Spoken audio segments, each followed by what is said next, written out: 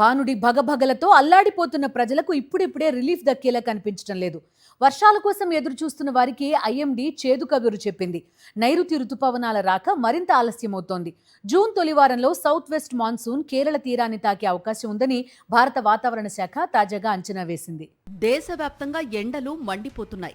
నైరుతి రుతుపవనాల కోసం ప్రజలు, రైతులు ఆశగా ఎదురుచూస్తున్నారు. కానీ ఎల్నినా ఆ ఆశలపై నీళ్లు చల్లేస్తోంది. నైరుతి రుతుపవనాల రాక మరింత ఆలస్యం కానుందని భారత వాతావరణ శాఖ తాజాగా వెల్లడించింది.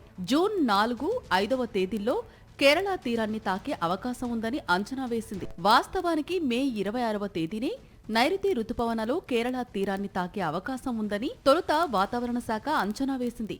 కానీ ఈసారి ఎల్ నినో ప్రభావంతో ఐఎండీ అంచనాలు తలకిందులయ్యాయి. రుతుపవనాలు నెమ్మదిగా కదులుతుండటంతో వీటి రాక ఆలస్యమవుతోంది. కేరళను తాకిన 2-3 రోజుల తర్వాత ఈ రుతుపవనాలు తెలంగాణలోకి ప్రవేశించే అవకాశం ఉంది. గతేడాది అంచనా వేసిన సమయానికంటే 8 రోజులు ముందుగానే, అంటే మే 24న నైరుతి రుతుపవనాలు కేరళ తీరాన్ని తాకాయి. ఆ తర్వాత మే 26న తెలంగాణలోకి ప్రవేశించాయి. మరోవైపు ఈ ఏడాది సాధారణం కన్నా తక్కువ వర్షపాతం నమోదయ్యే అవకాశాలు ఉన్నాయని వాతావరణ శాఖ ఇప్పటికే ప్రకటించింది. ఎల్ నినో ఎఫెక్టుతో దేశవ్యాప్తంగా పలు ప్రాంతాల్లో వర్షాలు తక్కువ పడొచ్చని పేర్కొంది. దీర్ఘకాలిక సగటులో 90% నమోదయ్యే అవకాశం ఉందని తెలిపింది.